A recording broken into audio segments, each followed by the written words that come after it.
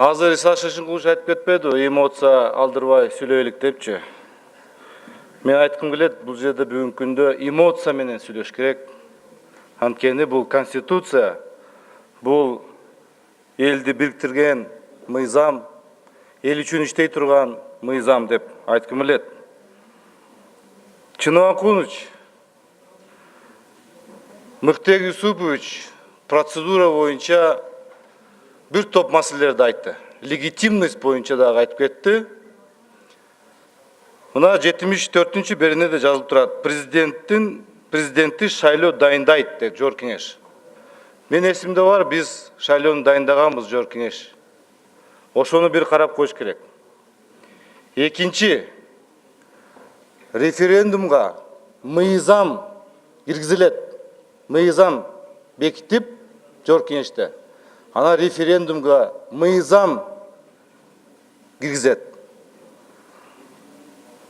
Мен ойлойм, бул жерде президентти дагы, жана биздин депутаттарды дагы, мына бул жерде отурган Анарбек Касымович да ушулардын аппараты күнөөлүү. Ошонун баарын тактабай, ошонун баарын аныктамай, мына бизге берип, ошонун баардыгын азыр мына кыйнап атат. Ошонун баары туура дайындап, туура тактап, мыйзам чегинде алып келип, ошонун баардыгын шашпай алып чыкканда, мына ошол жерде туура болот элек деп айтат элек. Биздин сунуштарыбыз, чындап айтканда, биз чарчадык айта берип. Биз ар дайым альтернативдүү вариант болсун деп айтат элек. Өзүбүздүн сунушубуз, өзүбүздүн пикирлерибизди айтып келдик. Мына спикердин шайлоосунда альтернатива чыктык. Комитет төрагасында да альтернатива болуп чыктык. Конституция боюнча дагы бир өзүбүз сунуштарды бердик. Бул деген демократиянын өзөгү альтернатива. Бул жерде душман катары карабаш керек. Депутат эгерде бул жерде сүйлөдү өзүнүн оюн, аны оюн эске алып, туура көрүп, ал менен маектешип, бир кичине бир кандай бир ынандыртып бизди болуш керек да, андай болгон жок.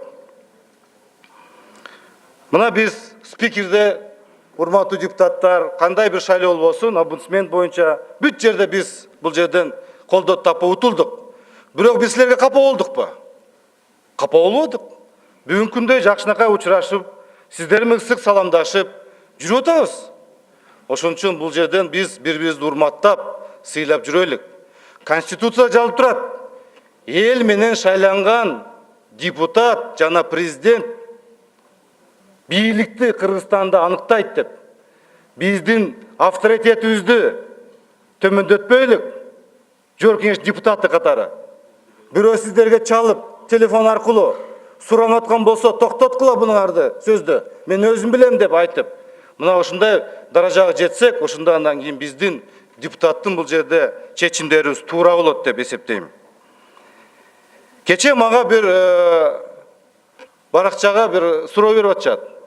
Бакыт Торобаев, эгерде сиздер Конституциялык палатанын чечимин аткарбасаңар, силер жоопко тартыласыңар соттун чечимин аткарбаш үчүн. Кайсын десем, Конституциялык палатада так жазылып турат дейт. Так жазылып турат. Референдумга мыйзам чыгыш керек деп. Ошондуктан, урматтуу депутаттар, мен дагы 4-чү созуктан баштап мына жерде коллегалар отурат, чогуу болгон депутат болуп. Бир кнопканы басып, кийин бул тарыхта калат кнопка кандай басканын. Мен деле баскам, мен деле бир өкүнөм, кайсы бир кнопканы туура эмес басып койгон үчүн. Ошон үчүн бул жерде биз айтканыбыз, биз туура чечим чыгарайлык деп. Прокуратура боюнча эмне үчүн биз айтабыз? Урматтуу депутаттар, тергөөнү алып салуу боюнча.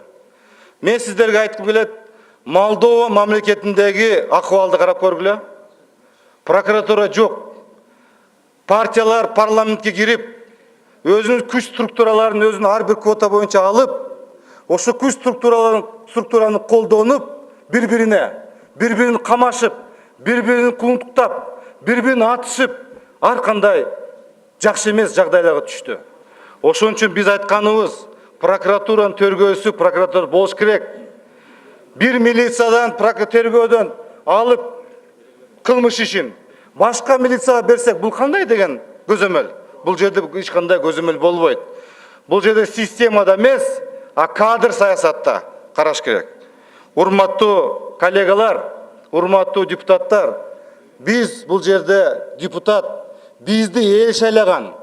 Каалайбызбы, каалабайбызбы? Сиздер үчүн бир адам же эки адамбы, 1000 адамбы, 10 000 адамбы сиздер үчүн добуш берген.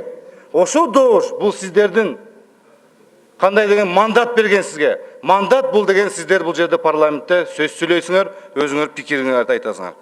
Өнүгүү прогресс фракциянын чечими бүгүнкү мына азыркы мыйзам боюнча биз толугу менен биз карап чыкканбыз. Биз бүгүнкү мыйзам боюнча референдум дайындоо жөнүндө каршы добушун беребиз. Рахмат.